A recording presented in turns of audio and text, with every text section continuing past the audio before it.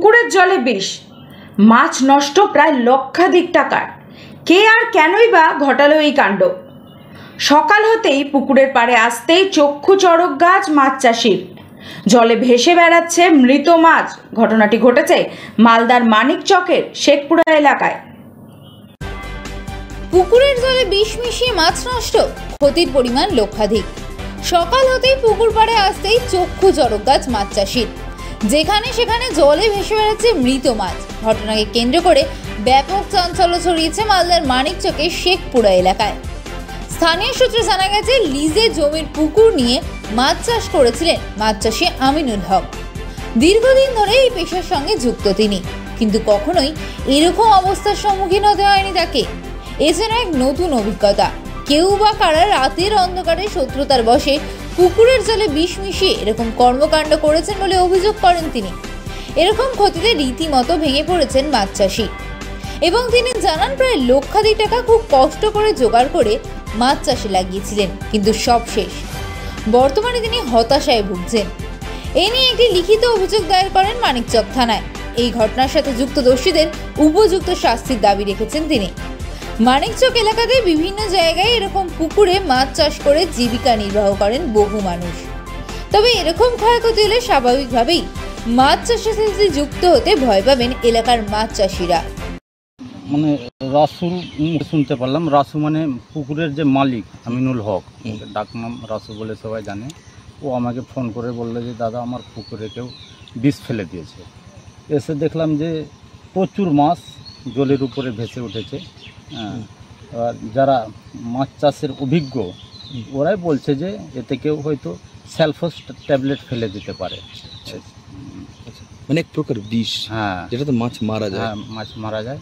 ওই দানা শস্যর কাজে ওই ট্যাবলেটটা দেখলেন যে পিএইচ লেভেল কি ঠিকঠাক আছে?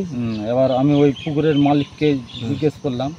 ও বললো যে আমি তো 10 দিন 15 দিন অন্তর অন্তর জলের পিএইচ লেভেলটা টেস্ট করাই, হামেশাই করাতে থাকি। আর জলের কালার টালারও ঠিকই আছে। স্থানীয় বাসিন্দা হিসেবে কি বলবেন এই যে এই ধরনের ঘটনা ঘটছে? এটা তো দেখছি ওর মোটামুটি 1-2 লাখ টাকার ক্ষতি হয়েছে। তো আমরাও স্থানীয় বাসিন্দা হিসাবে চাইবো ও সরকারের তরফ থেকে মৎস্য দপ্তর ডিপার্টমেন্ট হতে কিছু যদি সাহায্য করা যায়। ও তো বেকার ছেলে, এই করে খায়, এটাই আশা করব। আপনার নাম বলবো? এমডি তোফাজ্জল হোসেন। হ্যাঁ, আমি কালকে এসে দেখছি, ঈদের নামাজ ছিল আমাদের, ঈদের নামাজ পড়ে এসে দেখছি যে সব মাছ মরে গেছে। হ্যাঁ, কেউ আমাদের মানে করে মানে বিষ ফেলেছে পুকুরে বলে মাছগুলো মারা গেছে। কে ফেলেছে সেটা তো বলতে পারছি না নাম এখন। হ্যাঁ, কোথায় আছে আপনার পুকুরটা? আমার পুকুর শেখপুরা। আচ্ছা, খুবই করেছিলেন মাছ চাষ? মাছ চাষ আমি 2 মাস আগে, এপ্রিল মাসে 25 তারিখে বাঁকুড়া থেকে ডিম এনেছিলাম। 4 কেজি ডিম এনেছিলাম।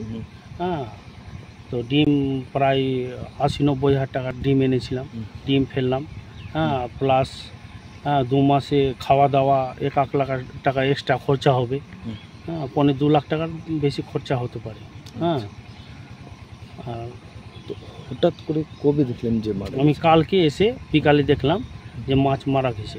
রবিবার বিকালে দেখলেন? হ্যাঁ, কালকে সোমবার। আচ্ছা, কি দেখলেন? মারা গেছে? হ্যাঁ, মারা গেছে। কি মনে করছেন যে এই যে কি কেন মারা গেল? কেউ বিষ দিয়েছে পুকুরে বলে মারা গেছে। কেন যে আমরা মানে 10 দিন 15 দিন অন্তর অন্তর আমরা পিএইচ লেভেল চেক করি, অক্সিজেন ভালো আছে কিনা, সম্পূর্ণ সব কিছু ঠিকই আছে। আপনি জলের কালারও দেখতে পাচ্ছেন, সব ঠিকই আছে। কেউ বিষ দিয়েছে বলে মারা গেছে। কি কি মাছ ছিল? সঙ্গে কোনো শত্রুতা ছিল? না, আমাদের শত্রুতা নাই। কি মাছ ছিল? কি মাছ? মাছ রুই, কাতলা, মিরকা, তারপরে বাটা, আমেরিকান রুই, গ্রাস কাপ, সম্পূর্ণ মিশ্রণ মাছ ছিল। এখন কি চাইছেন বর্তমানে? বর্তমানে আমাদের মানে সরকারের কাছে কিছু সাহায্য চাইছি যে আমাদের ক্ষতিপূরণ কিছু দেয়।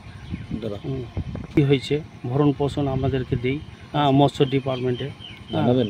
হ্যাঁ, অভিযোগ করেছেন থানায়? থানায় অভিযোগ করে দিয়েছি। তারপরে ওই কপিটা বিডিও সাহেবকে আর এফিও ম্যাডাম আমিনুল হক, পুকুরের মালিক। হ্যাঁ, পুকুরে আমি এটা লিজ আছে আমার, লিজে নিয়েছি।